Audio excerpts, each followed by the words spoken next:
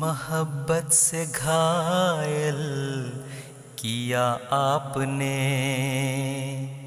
دلائل سے قائل کیا آپ نے، جہالت کو زائل کیا آپ نے، شریعت کو کامل کیا آپ نے۔ علیک الصلاۃ علیک السلام، علیک الصلاۃ علیک السلام۔ اعوذ باللہ من الشیطان الرجیم، بسم اللہ الرحمن الرحیم۔ ناظرین کرام، السلام علیکم ورحمۃ اللہ وبرکاتہ۔ پروگرام سیرت خاتم النبیین کا سیریز لے کر آپ کی خدمت میں حاضر ہیں۔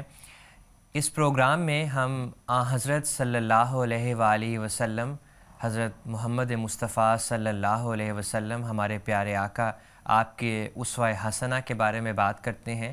آپ کی سیرت کے مختلف پہلوؤں کو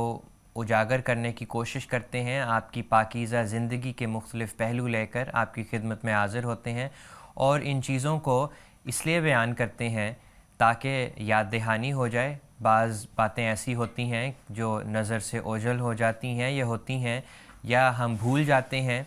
تو حضرت صلی اللہ علیہ وسلم کا وجود وہ بابرکت وجود تھا جسے خدا تعالیٰ نے اس زمانے میں ہماری ہدایت کے لیے مبعوث فرمایا۔ آپ وہ بابرکت وجود تھے جو اس زمانے میں رہتی دنیا تک ہماری ہدایت کے سامان کرنے کے لیے آئے، اور خدا تعالیٰ نے آپ کو آپ کی اعلیٰ ترین استعدادوں کے مطابق جو تعلیم دی، وہ نہ صرف وہ تعلیم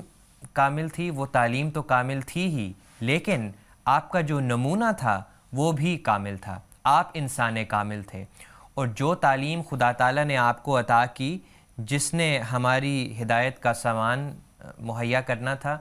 حضرت صلی اللہ علیہ وسلم نے اس تعلیم کے ہر پہلو پر، ہر لحاظ سے اس پر عمل کر کے اپنے اعلیٰ نمونے سے دکھایا کہ کس طرح انسان اگر خدا تعالیٰ کے احکامات پر عمل کرتا ہے تو وہ خدا تعالیٰ کا پیارا وجود بن جاتا ہے۔ اور حضرت صلی اللہ علیہ وسلم نے جس طرح نمونہ قائم فرمایا، وہ ایک ایسا خوبصورت اور بہترین نمونہ ہے کہ زندگی کی کوئی ضرورت ایسی نہیں ہے، کوئی موقع ایسا زندگی میں نہیں آ سکتا انسان کو، جو بھی معاملات درپیش ہوں، حضرت صلی اللہ علیہ وسلم کی سیرت میں ہمیں مثال مل جاتی ہے۔ حضرت صلی اللہ علیہ وسلم نے جو ہمارے لیے نمونہ قائم کیا، وہ ایسا زبردست نمونہ ہے، وہ ایسا کامل نمونہ ہے کہ ہم اگر حضرت صلی اللہ علیہ وسلم کے پیچھے چلنا شروع ہو جائیں حقیقی معنوں میں، اور آپ کی پیروی کرنے لگ جائیں، تو یہ ہو نہیں سکتا کہ ہماری زندگی میں کبھی کوئی ایسا موقع آئے کہ ہمیں معلوم نہ ہو کہ ہم نے کیا کرنا ہے اور کس طرح خدا تعالیٰ کی رضا حاصل کرنی ہے۔ اور یہ حضرت صلی اللہ علیہ وسلم کی ذات کا ایک بہت بڑا معجزہ ہے۔ یہ ایک ایسا بڑا معجزہ ہے کہ اگر یہی ایک بات ہوتی تو حضرت صلی اللہ علیہ وسلم کی صداقت کا زبردست نشان ہوتا۔ انسانی ہم دنیا میں دیکھتے ہیں، مختلف قسم کے انسان تاریخ میں آئے ہیں، انہوں نے اچھے نمونے قائم کیے، اچھے کام کیے، لیکن ہمیشہ کوئی نہ کوئی ایسا پہلو رہ جاتا ہے جس میں تشنگی کا احساس ہوتا ہے۔ لیکن حضرت صلی اللہ علیہ وسلم کا نمونہ ایسا ہے کہ کوئی زندگی کا ایسا معاملہ نہیں ہے جس کے بارے میں ہمیں حضرت صلی اللہ علیہ وسلم کی ذات سے مثال نہ ملے کہ اس طرح عمل ہونا چاہیے۔ اور یہ جو ایک کامل نمونہ ہے، یہ ایک، جس طرح کہ میں نے عرض کیا، ایسا بڑا معجزہ ہے کہ یہ حضرت صلی اللہ علیہ وسلم کی صداقت کی ایک زبردست دلیل ہے۔ تو اگر ہم چاہتے ہیں کہ خدا تعالیٰ کے پیارے بنیں، اگر ہم چاہتے ہیں کہ خدا تعالیٰ ہم سے محبت کرے، اور اگر ہم چاہتے ہیں کہ ہم خدا کی محبت میں بڑھیں، تو اس کے لیے ضروری ہے کہ ہم حضرت صلی اللہ علیہ وسلم کی سیرت کے بارے میں بار بار بات بھی کریں، یاد دہانی بھی کریں، اور ساتھ ساتھ اپنا محاسبہ کریں، اور اپنے آپ سے یہ مستقل سوال پوچھیں کہ ہم کس حد تک حضرت صلی اللہ علیہ وسلم کے نقش قدم پر چل رہے ہیں اور چلتے ہیں۔ اور جب ہم اس محاسبے کے ساتھ ساتھ باتوں کو بیان کر کے، مطالعہ کر کے حضرت صلی اللہ علیہ وسلم کا وجود جب ہمارے سامنے رہے گا تو خدا تعالیٰ بھی ہمیشہ ہمارے سامنے رہے گا۔ جب ہم حضرت صلی اللہ علیہ وسلم کے نقش قدم پر چلیں گے تو یہ ہو نہیں سکتا کہ ہم کبھی بھی خدا کو بھول جائیں۔ خدا بھی ہمیشہ ہمارے سامنے رہے گا اور ہم ہمیشہ اس رستے پر چلتے رہیں گے جو خدا کی رضا کی راہوں کا رستہ ہے۔ تو آج کے پروگرام میں ہم ایک نیا موضوع لے کر آپ کی خدمت میں حاضر ہوئے ہیں۔ آج ہم حضرت صلی اللہ علیہ وسلم کی عائلی زندگی کے بارے میں بات کریں گے، اور میرے ساتھ اس پروگرام میں شریک گفتگو ہوں گے دو مہمان جو گزشتہ پروگراموں میں بھی میرے ساتھ تھے، گھانا سے محترم فرید احمد نوید صاحب اور ان کے ساتھ محترم عبدالسمیع خان صاحب۔ تو پروگرام کا آغاز کرتے ہیں۔ عبدالسمیع صاحب، السلام علیکم ورحمۃ اللہ۔ وعلیکم السلام ورحمۃ اللہ وبرکاتہ۔ عبدالسمیع صاحب، ہم حضرت صلی اللہ علیہ وسلم کی سیرت کے مختلف پہلوؤں سے آج کے پروگرام کو آگے لے کر چلیں گے، بات کریں گے، لیکن اگر آپ مختصراً یہ بتا دیں کہ اسلام میں عائلی زندگی کے حوالے سے کیا تعلیم ہے۔ یہ تو بہت وسیع مضمون ہے، پھیلا ہوا مضمون ہے، لیکن اگر مختصراً بیان کر دیں، یہ اس لیے بھی ضروری ہے کیونکہ عموماً یہ مغربی دنیا میں خیال پایا جاتا ہے اور دنیا کے مختلف حصوں میں بھی، کہ جو معترضین ہیں وہ یہ سوال اٹھاتے ہیں کہ اسلام تو ایسا مذہب ہے جو خاص طور پر خاوندوں کو یہ تعلیم دیتا ہے کہ اپنی بیویوں کے ساتھ سخت سلوک کیا جائے، انہیں گویا کہ جوتے کے برابر بھی نہ سمجھا جائے، اور جو حکم ہو اس کے مطابق وہ عمل کریں، اور ان کے ساتھ اچھا سلوک جو ہے وہ اسلام نہیں سکھاتا۔ اور خاص طور پر یہ اعتراض حضرت صلی اللہ علیہ وسلم کی ذات پر بھی ہوتا ہے، تو اس کے حوالے سے ہم بات کریں گے، لیکن اگر پہلے ہم مختصراً اس اسلام کی خوبصورت تعلیم کے حوالے سے دیکھ لیں۔ جی، جزاک اللہ، آپ نے درست فرمایا ہے۔ اسلام نے اس حوالے سے، عائلی زندگی کے حوالے سے، خاندانی نظام کے حوالے سے بڑی تفصیلی، بڑی ہی خوبصورت، بڑی دل مو لینے والی تعلیم دی ہے۔ اسلام ہمیں یہ کہتا ہے کہ تم اللہ کا نام لے کر یہ رشتہ جوڑتے ہو، اس لیے ہمیشہ اس کو جوڑے رکھنے کی کوشش کرو، اور اگر خدا نہ خواستہ ٹوٹ جائے تو دوبارہ واپسی کا رستہ بھی کھلا رکھا بعض شرائط کے ساتھ۔ اور حضرت صلی اللہ علیہ وسلم نے فرمایا کہ رشتہ توڑنا ابغض الحلال اللہ ہے، اللہ تعالیٰ کو بہت ہی ناپسند ہے۔ حلال تو ہے مجبوری کی صورت میں، لیکن اللہ تعالیٰ اس کو پسند نہیں کرتا۔ پھر اللہ تعالیٰ فرماتا ہے کہ ذمہ داریوں کے لحاظ سے مردوں کو ایک طرح کی فوقیت تو حاصل ہے، لیکن پھر ایک بات ایسی کہی جس کے نتیجے میں مرد اور عورت کو ہر لحاظ سے مساوی کر دیا، اور ایک ایسا جملہ بولا جو دنیا کی تمام زبانوں میں آب زر سے لکھنے کے قابل ہے۔ فرمایا ہن لباس لکم وانتم لباس لہن، عورتیں تمہارا لباس ہیں اور تم عورتوں کا لباس ہو۔ اب دیکھ لیجئے لباس کیا کرتا ہے، انسان کے عیبوں کو ڈھانپتا ہے، انسان کو گرمی اور سردی کی مشکلات سے بچاتا ہے، چوٹ لگنے سے بچاتا ہے۔ تو مرد اور عورت کو یہاں برابر قرار دے دیا، اور پھر آخری نتیجہ یہ نکالا کہ ربنا حب لنا من ازواجنا ذریاتنا قرۃ اعین وجعلنا للمتقین اماما، کہ مومن مرد اور عورتیں دونوں یہ دعائیں کرتے ہیں کہ اللہ ہمیں اپنے جوڑے سے، ہمیں اپنے دوسرے پیر سے آنکھوں کی ٹھنڈک عطا فرما، اور آگے جو ہماری اولاد ہو اس کو متقی بنا، اور ہمیں متقیوں کا امام بنا۔ اب دیکھیے، یہ دعا وہی کر سکتا ہے جو خود پہلے اپنے گھر والوں کے لیے آنکھوں کی ٹھنڈک بننے کے موجود۔ اور اس بات میں کوئی بھی شک نہیں کہ ان تمام امور پر پورا اترنے والا وجود یا گھرانہ حضرت اقدس محمد مصطفیٰ صلی اللہ علیہ وسلم کا گھرانہ تھا۔ آپ نے بیوی سے حسن سلوک کو ایمان کی علامت قرار دیا۔ آپ نے فرمایا اکمل المومنین ایمانا احسنہم خلقا وخیرکم خیرکم لنسائہم، ایمان کے لحاظ سے تم میں سے کامل شخص وہ ہے جو اپنے اہل و عیال سے حسن سلوک کرتا ہے۔ خیرکم خیرکم لنسائہم، اور پھر فرمایا ان میں سب سے بڑا کون ہے؟ فرمایا خیرکم خیرکم لأہلہ وانا خیرکم لأہلہ، تم میں سے بہترین وہ ہے جو اپنی بیویوں سے اس نے سلوک کرتا ہے، اور میں تم سب سے بڑھ کر اپنی بیویوں سے اس نے سلوک کرنے والا ہوں۔ اب یہ واقعہ ایسا ہے کہ رسول کریم صلی اللہ علیہ وسلم کا صرف دعویٰ نہیں، آپ کی ازواج، آپ کے عزیز، آپ کے رشتہ دار، آپ کے صحابہ یہ گواہی دیتے ہیں کہ حضرت صلی اللہ علیہ وسلم کا گھرانہ اس حوالے سے ایک مثالی گھرانہ۔ ازواج کیا کہتے ہیں؟ ازواج بیان کرتے ہیں کہ رسول کریم صلی اللہ علیہ وسلم جب گھر میں داخل ہوتے تو تمام ذمہ داریوں، تمام مصائب، تمام باہر کے دکھوں کے باوجود اس کو بالائے طاق رکھتے ہوئے گھر میں جب داخل ہوتے تو آپ ضحاکن بسامن ہوتے تھے، آپ ہنستے، مسکراتے، مسکراہٹیں بکھیرتے ہوئے گھر میں داخل ہوتے، گھر والوں کے حال چال پوچھتے، گھر والوں کے کام کاج میں شریک ہوتے، جس طرح آگے ذکر آئے گا، حتیٰ کہ اپنے وقت میں سے وقت نکال کر گھر والوں کو کہانیاں بھی سناتے تھے۔ یہ عجیب بات ہے، حضرت صلی اللہ علیہ وسلم نے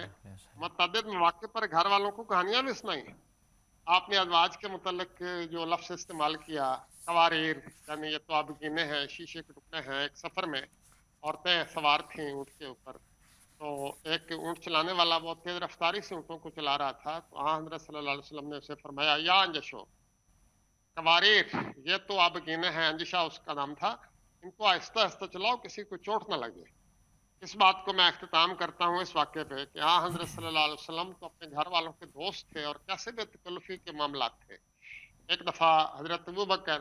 حضرت صلی اللہ علیہ وسلم کے گھر میں حضرت اپنی بیٹی حضرت عائشہ کے حجرے میں تشریف لائے، تو اس وقت حضرت عائشہ کسی بات پر ناراض تھیں اور وہ تھوڑا اونچی آواز سے بول رہی تھیں، اور حضرت صلی اللہ علیہ وسلم برداشت کر رہے تھے، کبھی غصہ نہیں منایا۔ تو حضرت ابوبکر کو اس بات پر بڑا غصہ آیا کہ میری بیٹی رسول کریم صلی اللہ علیہ وسلم کے سامنے بلند آواز سے بول رہی ہے۔ انہوں نے کوشش کی کہ حضرت عائشہ کو ایک تھپڑ مار دیں اور انہیں چپ کرائیں، لیکن حضرت صلی اللہ علیہ وسلم نے ایسا کرنے سے روک دیا، اور حضرت ابوبکر اسی غصے میں ناراض ہو کے چلے گئے۔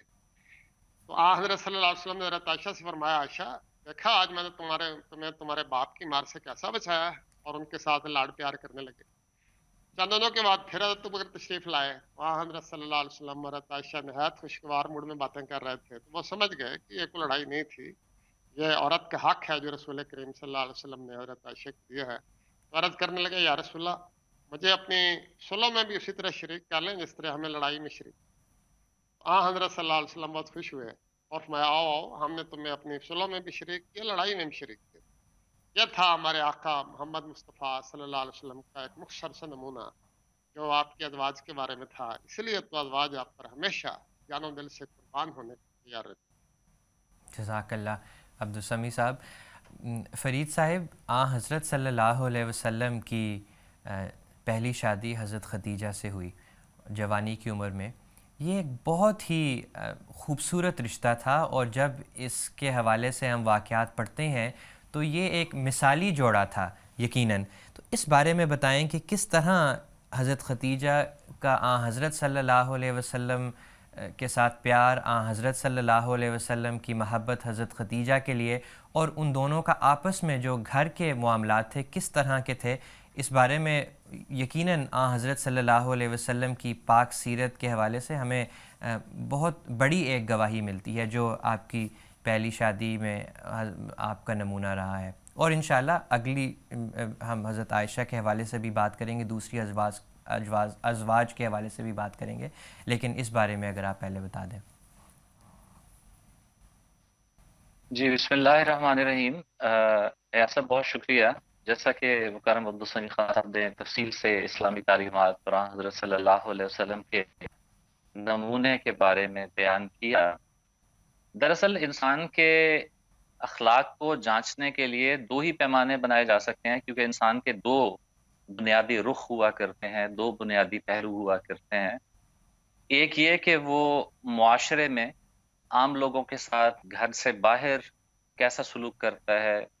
گھر سے باہر جو لوگ اس سے میل جول رکھنے والے ہیں ان کے ساتھ اس کا رویہ کیسا ہوتا ہے، اور دوسرا وہ سلوک جو اپنے گھر والوں کے ساتھ کرتا ہے۔ یہ دو پہلو ہیں جو انسان کے موٹے طور پر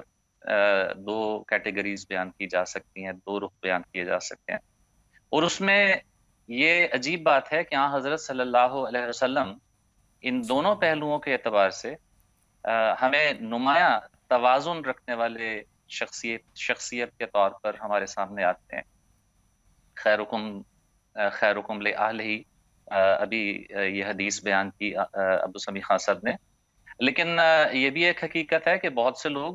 اپنے گھر والوں کے ساتھ بہت اچھا سلوک کرتے ہیں، لیکن معاشرے کے لیے ایک ابتلا کا باعث ہوتے ہیں، بہت تکلیف دہ وجود ہوتے ہیں، اپنے بال بچوں کا، اپنی بیوی کا، اپنے گھر والوں کا سوچتے ہیں، اور معاشرے کے وسیع تر مفاد کے بارے میں نہیں سوچتے بالکل بھی. اسی طرح اس کے برعکس بعض لوگ ہمیں ایسے ملتے ہیں معاشرے میں جو معاشرے میں باہر تو بہت اچھے وجود کے طور پر پہچانے جاتے ہیں، دوستوں میں، حلقہ احباب میں، لیکن گھر آتے ہی ایک مصیبت پیدا ہو جاتی ہے، ایک ایسے وجود کے طور پہ آتے ہیں جو گھر والوں کے لیے عذاب بن جاتے ہیں. تو در حقیقت میں بیان یہ کرنا چاہ رہا تھا اپنی اصل بات میں آنے سے پہلے کہ ان دونوں پہلوؤں کو جب تک ملایا نہ جائے کسی شخص کو اسوہ حسنہ قرار دیا نہیں جا سکتا، کیونکہ صرف گھر والوں کے لیے اچھا ہونا یا صرف حلقہ احباب کے لیے اچھا ہونا، یہ الگ الگ اگر مضمون کے طور پر رکھا جائے تو وہ شخص جو ان میں توازن نہیں کرتا اسے آپ اسوہ حسنہ نہیں کہہ سکتے. حضرت صلی اللہ علیہ وسلم کی سیرت میں جو کمال ہمیں نظر آتا ہے، جو در حقیقت آپ کی سب سے بڑی خوبی نظر آتی ہے کہ آپ معاشرے کے لیے انتہائی خوبصورت وجود تھے، صادق اور امین تھے، آپ کے ساتھ ملنے والے، چلنے والے، جاننے والے. چنانچہ یہاں حضرت صلی اللہ علیہ وسلم نے جب جوانی میں قدم رکھا، جہاں سے حضرت خدیجہ سے آپ کا تعارف ہونا شروع ہوا یا ہوا، آپ کی خوشبو ان تک بھی پہنچی کہ کیسا خوبصورت وجود ہے، وہ در حقیقت آپ کے معاشرتی تعلقات کی خوشبو ہی تھی جس نے حضرت خدیجہ رضی اللہ تعالی عنہا تک آپ کے اخلاق و کردار کی کیفیت پہنچائی تھی. حضرت صلی اللہ علیہ وسلم نے اپنے چچا ابو طالب کے مشورے پہ تجارت کا کام شروع کیا، اور ان تجارتی سلسلوں میں حضرت صلی اللہ علیہ وسلم نے مختلف ممالک کا سفر کیا، یمن بھی گئے، شام بھی گئے، بحرین بھی گئے، بہت سے تجارتی سفر کیے. اور ان تجارتی سفروں میں جہاں بھی آپ تشریف لے گئے وہاں انتہائی درجے کی امانت، دیانت، صداقت، راست گوئی، جو بھی کردار ایک خوبصورت انسان کا ہونا چاہیے، سفر میں معاملات، اپنے غلاموں کے ساتھ معاملات، ساتھیوں کے ساتھ معاملات، وہ ایسے عظیم الشان اور ایسے خوبصورت معاملات تھے کہ جنہیں دیکھ کے آپ کے ساتھ معاملات کرنے والے لوگ آپ کے اخلاق کے قائل ہوئے اور پھر آ کر بیان بھی کرتے تھے. ظاہر سی بات ہے. عبداللہ بن ابی الحمصا ایک صحابی تھے، معروف واقعہ ہے، بہت دفعہ ذکر ہوا ہوگا. ایک مرتبہ انہوں نے آپ سے ایک تجارتی کوئی لین دین کیا، کوئی معاملہ کیا، اور اس کا کچھ پہلو رہ گیا تو انہوں نے کہا کہ اچھا آپ یہاں رکیں، میں ابھی واپس آتا ہوں اور آ کر اس بات کو مکمل کرتا ہوں. چنانچہ وہ چلے گئے، اور بات کو اتنی معمولی تھی غالباً کہ وہ جا کر بھول گئے، اور 3 دن کے بعد انہیں خیال آیا کہ میں نے حضرت صلی اللہ علیہ وسلم سے لین دین کی یہ بات کی تھی، میں نے کہا تھا کہ رکیں میں آتا ہوں، اور میں بھول گیا. چنانچہ واپس گئے تو حضرت صلی اللہ علیہ وسلم کو وہاں موجود پایا، اور حضور صلی اللہ علیہ وسلم نے صرف اتنا کہا کہ تم کہہ کر چلے گئے اور میں 3 دن سے تمہارا یہاں پر انتظار کر رہا ہوں. ظاہر ہے اس درمیان میں آپ بھی شاید گھر گئے ہوں گے، لیکن بار بار آ کے اپنے اس کام کے لیے بار بار وہاں اس جگہ پر واپس آئے ہوں گے. لیکن آپ کا یہ کردار ایک چھوٹے سے معاملے کے لیے، ایک عام آدمی کے لیے، ورنہ آپ بھی جا سکتے تھے اور کہہ سکتے تھے کہ ٹھیک ہے گھر آ کر بات کر لینا، لیکن آپ نے وہ جو عہد باندھا شخص سے کہ اچھا میں رکا ہوا ہوں تم ہو کر آ جاؤ، اس عہد کو آپ نے پورا کیا. چنانچہ یہ شہرت آپ کی ایک تاجر کے طور پر، ایک خوبصورت وجود کے طور پر پورے مکہ میں پھیلی، اور پھر یہ خوشبو حضرت خدیجہ رضی اللہ تعالی عنہا تک بھی پہنچی. انہوں نے، کیونکہ حضرت خدیجہ اللہ تعالیٰ کے فضل سے ایک نیک پاک خاتون تھی جو مکہ میں طاہرہ کے نام سے ان کا لقب تھا، طاہرہ، پاکیزہ عورت انہیں قرار دیا جاتا تھا، لوگ ان کی بہت عزت کرتے تھے. اور صرف نیک ہی نہیں تھی بلکہ تاجر بھی تھیں، بہت مالدار بھی تھیں، اور مکہ کی تجارت میں ایک بہت بڑا شیئر تھا ان کا، بہت بڑا حصہ تھا ان کا. چنانچہ انہوں نے بھی حضرت صلی اللہ علیہ وسلم کی اس اچھی شہرت کو سن کر آپ کو اپنا کچھ تجارتی مال دے کر روانہ کیا، اور ساتھ ایک غلام میسرہ اس کا نام تھا، حضرت خدیجہ کے غلام تھے، ان کو حضرت صلی اللہ علیہ وسلم کے ساتھ ایک تجارتی سفر پہ روانہ کیا. اب یہ تجارتی سفر سے جب حضور واپس آئے تو حضرت خدیجہ چونکہ تجارت کے شعبے سے منسلک تھیں، جانتی تھیں، اندازہ ہوگا کتنا نفع ہونا چاہیے. جی. انہوں نے دیکھا کہ اس تجارتی سفر میں غیر معمولی منافع ہوا ہے. جی اور پھر جو غلام ساتھ گیا تھا، جب اس سے آپ نے حالات دریافت کیے تو اس نے آپ کی انتہائی تعریف کی. تو حضرت خدیجہ نے جب آپ کے کردار کی وہ باتیں سنی تو آپ سے شادی کر لی، جی شادی کا پیغام بھیجا، اور حضرت ابو طالب کے ذریعے سے پھر وہ منظور ہوا اور قبول ہو گیا، اور اللہ تعالیٰ نے آپ کو پھر ان سے اولاد بھی عطا کی. لیکن پھر اس کے بعد جو جس طرح سے آپ نے تعلقات نبھائے دو طرفہ، جی وہ ایک عظیم الشان کہانی ہے، داستان ہے، جس کے بعد پھر کسی موقع پہ بیان کی جا سکتی ہے. اچھا، جزاک اللہ فرید صاحب. عبدالسمیع صاحب، حضرت صلی اللہ علیہ وسلم کے حوالے سے اگر ہم حضرت ختیجہ کے بارے میں بات کریں تو جہاں پہ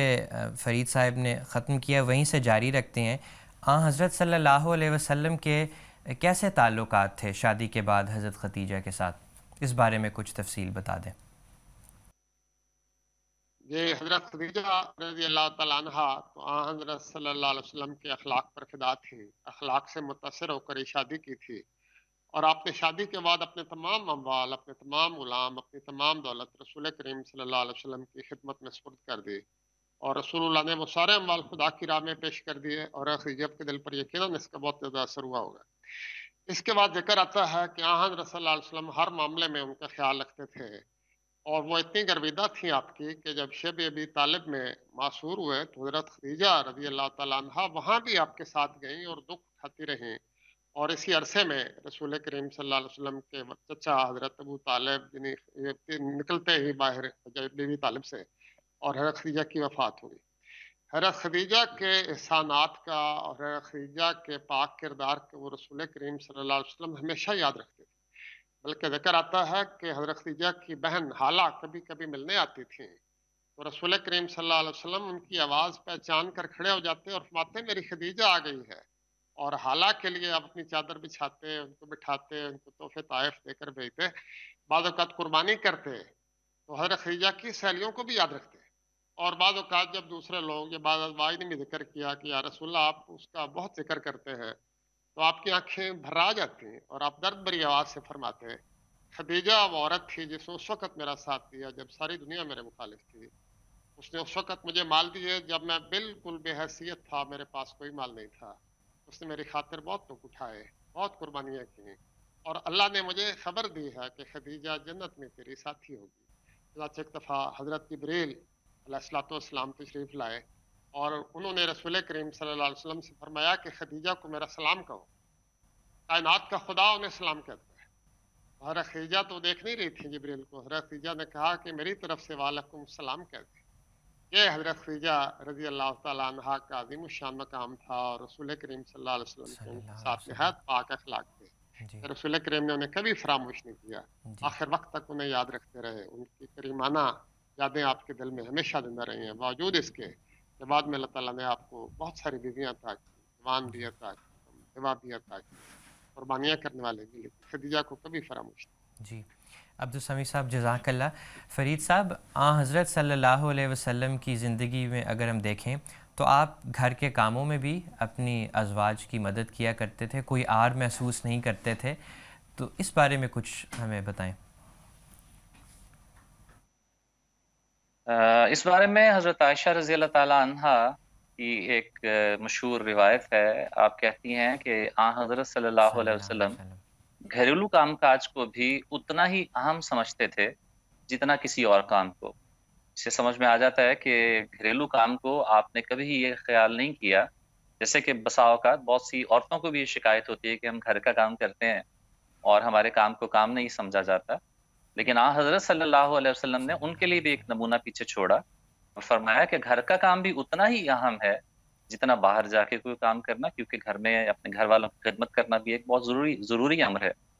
حضرت صلی اللہ علیہ وسلم کی یہ جو گواہی حضرت عائشہ رضی اللہ تعالیٰ عنہ کی ہمیں ملتی ہے، اس سے ایک اور بات پر بھی روشنی پڑتی ہے. وہ یہ کہ کوئی شخص کہہ سکتا ہے کہ حضرت صلی اللہ علیہ وسلم ہو سکتا ہے ابتدائی دنوں میں تجارت کے کام تھے اور وقت بہت مل جاتا ہو، گھر کے کام کاج نمٹا دیتے ہوں، لیکن یہ گواہی دینے والی حضرت عائشہ ہیں جو اس دور میں آپ کی اہلیہ بنی، جن سے آپ کی اس دور میں شادی ہوئی جب آپ کو ماموریت، آپ نبی بن چکے تھے، بعثت ہو چکی تھی، مکی دور گزر چکا تھا اور آپ مدینہ تشریف لے آئے تھے.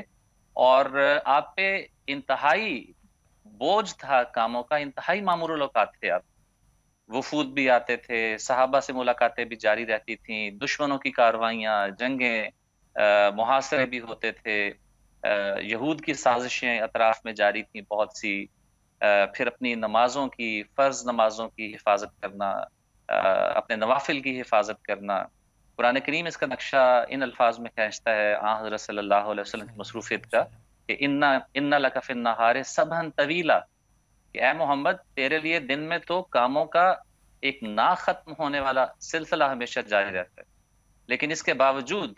جو آپ نے اپنے اہل و عیال کا جیسے پہلے ذکر آیا اس قدر خیال رکھتے تھے کہ حضرت عائشہ کی ہی یہ روایت ہے اور اسی دور کی ہے جو میں عرض کر رہا ہوں، بہت مصروفیت کا بہت ہی معمور الاوقات ہونے کا دور تھا. حضرت عائشہ بیان کرتی ہیں کہ حضرت صلی اللہ علیہ وسلم بالکل ایک عام انسان کی طرح گھر میں سلوک کیا کرتے تھے. اپنے کپڑے خود ان پہ پیوند لگا لیا کرتے تھے، اپنے جوتوں کو خود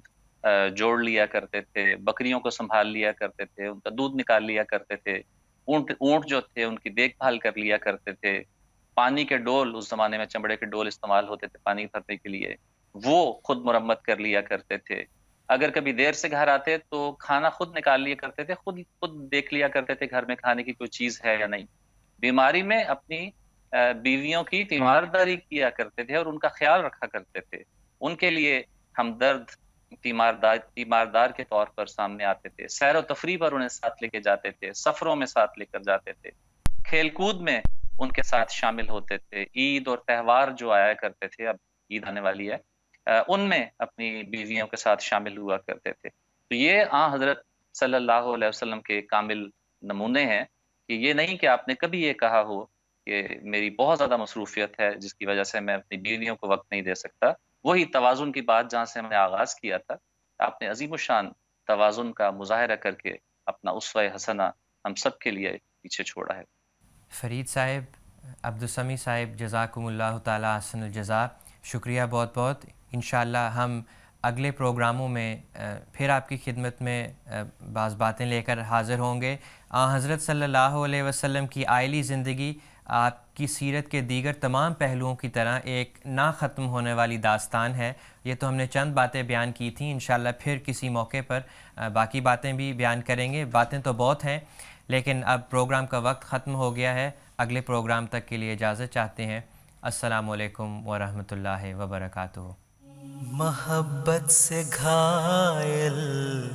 کیا آپ نے، دلائل سے قائل کیا آپ نے، جہالت کو زائل کیا آپ نے،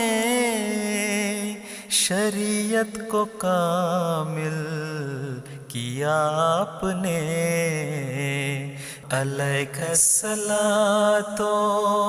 علیک السلام، علیک الصلاۃ علیک السلام.